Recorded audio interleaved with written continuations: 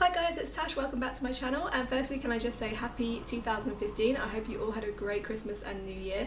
Today I'm excited because I'm going to be filming my favourites of 2014, so we have quite a bit to get through, so I think I'm just going to get started. My favourite primer of the year, I have to hand it over to Benefit, and that's for the Porefessional. This is a great primer for minimising pores and it just makes your foundation go on so flawlessly. This is just a sample size. I've got a couple of sample sizes, but as soon as I run out of these I'm going to buy a full size one. If you're looking for a drugstore equivalent to this, something a bit cheaper, then I would definitely recommend the Maybelline Baby Skin, I think it's the Pore Eraser.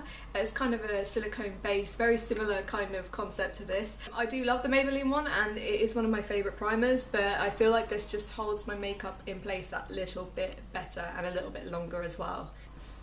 So for my next favourite, I'm moving on to foundations. I have a high-end foundation and a drugstore foundation. I didn't think I would say that this year because I've really struggled in finding drugstore foundations that kind of suit my skin tone and that I'm really happy with. So high-end has to be my Estee Lauder Double Wear Stay in Place makeup. This is not only my favourite foundation of 2014, this is my favourite foundation of the last 10 years. I think I started using this when I was in my late teens, and although some people say it can look kind of cakey, it doesn't have to look so cakey if you just use a small amount of it. You really don't need much for this to cover your face. So I have the lightest shade in 1C0 Shell, and I can't say enough great things about this product. I will constantly buy this product. I've never found another foundation that I like more than this. But I did need to include this next foundation because if you've been watching my past videos, you know that I've been really struggling to find a great drugstore foundation that works really well for me. And I tried this about 6 months ago now, and it has quickly become one of my favourite foundations. I use it nearly every single day. I try and save my double wear for more special occasions really now because it is quite an expensive product. So the foundation that I'm talking about is the L'Oreal True Match foundation, and this is in the colour R1C1 Rose Ivory. So it's a tiny bit dark on me, but you can't really tell. I've blended down my neck and it just seems to blend in beautifully. It seems to last a really long time on my skin. It goes on flawlessly. It's great coverage. I wouldn't say full coverage, but definitely a medium, and you can build it to full coverage. I've been drinking tons and tons of water recently, and I've noticed such a huge dramatic difference in my skin, so I haven't really needed to go super full coverage like I maybe would have before. So I tend to use 1.5 pumps of this, and that gives me one nice even layer, and it covers my imperfections really nicely. And if there's anything that really stands out, I can just cover it with some concealer. It's a beautiful consistency. I feel like it just melts into the skin. As long as I set it with a powder, it seems to last hours on me and it just looks great all day. So now it's time for favourite concealers, and the first one has to be my MAC Pro Longwear concealer. This is pretty much empty now. I really need to get a new one. I bought this, I think it's a year ago now, and I have used it non-stop. It's just a great concealer. It barely creases on me. Even when I've forgotten to set it with like an under eye setting powder, it doesn't tend to settle into my fine lines and crease like hell like some concealers tend to do. And it's just a really nice, great full coverage concealer. So the reason I've included this next concealer is it's not only a great product, but I feel like it's one of those few concealers that I can buy that's actually light enough to maybe highlight my face as well. And this is the Nars Radiant Creamy Concealer, and this is in the colour Chantilly, which is super pale. And I'm wearing it today, and I just feel like it brightens up parts of my face. I'm wearing it kind of down the bridge of my nose and under my eyes today, and I just feel like it really helps to brighten those areas up a bit more. But again, it's great coverage, doesn't crease, and it is the only concealer I've really used this year along with the MAC Pro Longwear. These two have definitely been my go-tos of 2014. So my favourite blush of 2014, I felt like I could only really pick one that I've just been using non-stop these past few months, and I don't mean just like in videos or anything like that. I mean kind of day to day, something that my go-to kind of blush, and that has to be Benefit's Rockateur. Firstly, I'm a sucker for packaging, and I think the packaging is beautiful. And then this is the blush inside, and when I first saw it and before I started using it, I kind of thought it might look a bit too warm on me, but it really doesn't. It's actually quite subtle. I don't know if you can see there, but it's just a really nice kind of peachy, like a warm peachy shade.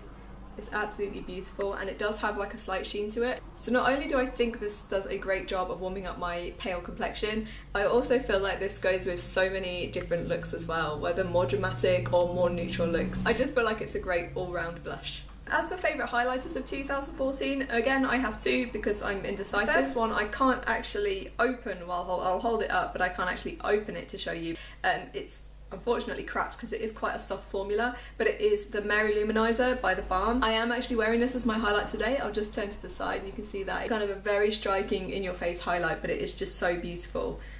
It's just a beautiful shimmery beigey kind of gold highlight. So if you do like an intense highlight but you don't like those kind of highlighters that have tons and tons of glitter, this one might be more for you. If you prefer a more subtle highlight, then I definitely recommend the Too Faced Candlelight highlighter. Too Faced are one of my favourite companies. I think they come out with so many beautiful products, but this in particular is just really beautiful. So this highlighter has a pale pink and a pale cream side, and then it's got a chandelier embossed in it, which is just stunning. So you can use these sides individually if you want more of a pinky highlight or a beige highlight. What I prefer to do is just mix them together, and it just gives a really nice neutral highlight. But this is a lot more subtle than the TheBalm Mary-Loumanizer. It's not so in your face, to the point where I feel like you could pat this kind of almost all over your face if you want that dewy look, without looking like a shimmer ball. My favourite pencil liner has to be Tarred from Obsessive Compulsive Cosmetics. It's just a really dramatic, super black eyeliner. It doesn't seem to budge that much on...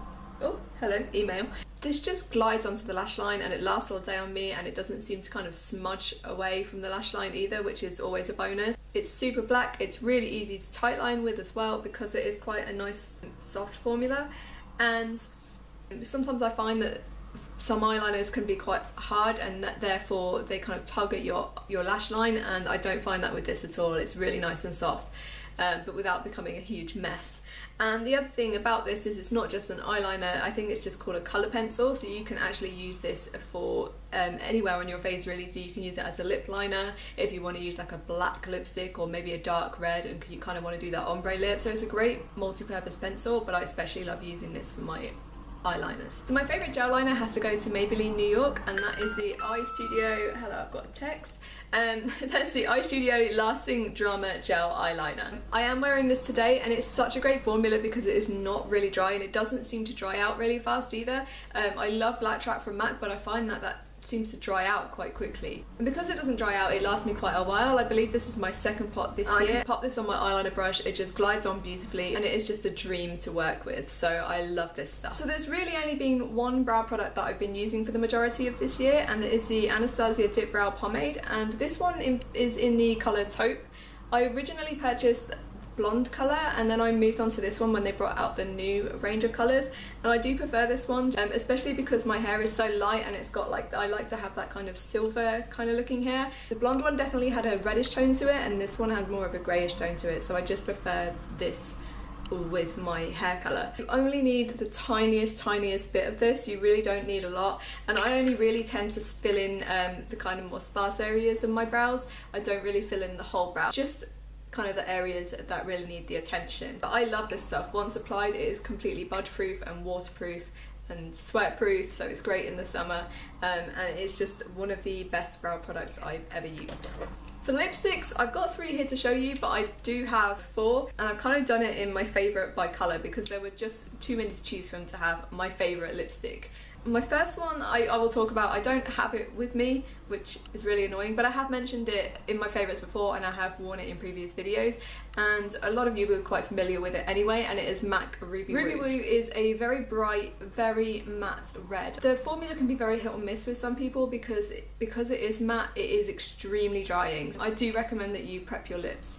So maybe use a toothbrush and just gently exfoliate and then add some lip balm on top. You can use a lip scrub. I know Lush do a great one. I've got a bubblegum lip scrub from Lush, and it's just like a sugar scrub, so you just lightly exfoliate and kind of wipe off the excess skin and grossness. Then I apply a lip balm before the rest of my makeup application, just so that it gets to settle into my lips and it kind of hydrates them. And then I feel like once you've applied Ruby Woo, it just feels so much more comfortable than if I hadn't prepped my lips. I'm really sad that I don't have it to show you. If I can't find it, I'm going to just have to repurchase another one. It's probably in a bag somewhere, but I'm not really sure where. Sticking with bright lipsticks, the next one I'm going to show you is called Fuchsia Flash, and this is one of the Colorsensationals from Maybelline, and I believe this is from the Vivids range. And it's a beautiful blue it's a beautiful blue-based bright pink lipstick. There's a swatch here. How amazing is that? And again, I find this is extremely long lasting on the lips. I can go for hours without having to retouch this or apply this. If I'm eating oily foods, then it does tend to kind of come off a bit, but I think that goes for most lip products. And although quite a lot of people associate bright colours with the spring and summer, I think that you could really pull off wearing this in the winter as well, especially with some really nice kind of icy tones on the eye. It can look really nice and wintry. So moving down a touch, this is kind of nude, not quite nude, it's more of a pinkish kind of colour, and this is the Bourjois Rouge edition, and this is in the colour Rose Tweed. I have been using this, I think this is my second tube, it's 2013. It's going to look really bright on my my hand. Obviously it looks a lot more kind of pinkish nude on my lips, but it is like that pinkish brown kind of colour. I particularly love this for everyday kind of use. The last lipstick I want to show you is another Maybelline Colorsensational, and this is from the Nudes range, and this is in the colour Tantalizing Taupe. I'm actually wearing this today, and it just really kind of, I feel like it suits my lip colour perfectly. You can kind of see the difference, how pink the Bourjois Rouge edition in Rose Tweed looks against it. But this is just, to me, it's like that perfect nude colour. Again, great for everyday or even dramatic looks. Favourite mascaras, right, I thought I had to mention this because literally in pretty much every video I've done for the last few months. It's the Rimmel Wonder'full lashes. I think this came out about September time, so around the second part of the year, and this is the one with argan oil in it, and when I first saw it and purchased it, I was really unsure because I just thought argan oil, it sounds like it's just going to be a smudge fest, it's going to go everywhere, but it absolutely doesn't. And I just feel like this does a great job of not only separating your lashes, but it does make them look fuller as well, and that's all you could want in a mascara. And they don't feel too crispy either, so when they dry, and maybe that's something to do with the argan oil, because I cannot stand it when my eyelashes feel super crispy, like rock solid. That's just not something that's comfortable for me, so this is perfect for me. And it doesn't smudge, budge, anything, it just stays there all day. So I have to hand it to the Rimmel Wonder'full. I love this stuff. Face powders and setting powders, how can I not put in the MAC Studio Fix, because I'm always, this seems to be the only thing I seem to set my face with. I do use a Rimmel Stay Matte every now and then, but I really love this stuff. Again, I've been using this probably as long as I've been using the Double Wear by Estee Lauder. This is in NW10, which is their lightest shade, and I think they came out with that at the beginning of this year. I think I purchased this when I got my Pro Longwear concealer. It's not only great for setting your makeup, you can use this alone as a foundation because it offers a really good coverage for that, but I just like to take the tiniest amount just to set, so I don't get too much coverage, but my foundation's not going to budge once I've set it with this. The other powder that I really love for setting my under eye concealer in particular is the Ben Nye Luxury Powder, and in Cameo. I've used this today to set my under eye concealer. It just really helps to prevent your concealer from kind of moving about and creasing too much. The two concealers that I mentioned earlier don't tend to crease very much at all. I find in the summer it tends to crease a little bit more, which if it's warmer weather I kind of expect that. This really helps to prolong your concealer, and it also helps to brighten under your eyes as well. So moving on to eyeshadow palettes, this was kind of a tough one for me because there are so many that came out this year that I really liked, but I thought about the two that I've used mostly. One's very neutral and one is very bright. So my favourite neutral palette this year has to go to the Too Faced Chocolate Bar palette. I've still got the original box that it came in because I can't bring myself to throw it away because I'm a sucker for packaging. But packaging is nothing if the product isn't good either. So there are a number of great selling points to this palette other than the shadows that are inside. Obviously Too Faced, again, great for their packaging. A lot of people love the fact that it smells like chocolate because the eyeshadows do contain cocoa. I've still got the stupid plasticky thing that I can't stand. I don't know how I've managed to keep hold of it because I usually lose them by now. But aside from that, it's just such a beautiful neutral palette, and I just feel like you can get so many looks out of this. You can do really dramatic looks, really neutral looks, colourful looks. I mean, initially I gave these two here a bad review and I haven't necessarily changed my mind on them. I feel like they could be more intensely pigmented, But apart from that, I just feel like it's got a great matte highlight, a great shimmery highlight. It's got your really beautiful burgundies in there, your antique golds. It's just got everything that you could possibly want from a neutral palette. And it smells amazing while applying it as well. So this has to be my overall winner for 2014. So the next palette is completely a world away from that one, and it is from Urban Decay, and it's the Electric palette. So if you have been watching my previous videos, then you'll know that I love playing around with bright colours, and you'll also know that this palette has featured in so many of my videos. It has just got the brightest and most pigmented, intense colours that you could possibly get. It's just incredible. It's got a great orangey red, an amazing bright pink, it's got that great bright blue at the top, two like highlighter style greens. And by highlighter I mean by the pens, not for like, well, I suppose you can do it under as your brow bone highlight if you wish. But yeah, it's just a fantastic bright eyeshadow palette. And if you don't really like super bright looks, I have done a couple of videos where you can use these in a neutral way, so they don't have to be so in your face as well. Lastly, for my 2014 favourites, I thought I better include a perfume because I am really obsessed with perfumes. I have too many, I love collecting them. I love collecting them for the bottles, for the scents, for everything. The one that I have used the most this year, to the point where it's completely empty and I need to go and buy a new one, is La Vie Belle by Lancôme. And yeah, it's completely empty. It's usually kind of like a, almost like pink, like a light pinkish kind of perfume in there, but I've included this in one of my favourites earlier this year. Oh, it's just so incredible. It's quite a heavy kind of scent, quite sweet, but sophisticated and grown up. And I have received so many compliments when wearing this. So many people stop me and ask me what I'm wearing. So I definitely need to go and purchase another one of these, but that has got to have been my favourite perfume of 2014. Okay guys, so that pretty much rounds up my favourites of 2014. Again, I hope you all had a great Christmas, and I wish you all a really happy new year, and I'll see you in my next video. Bye bye.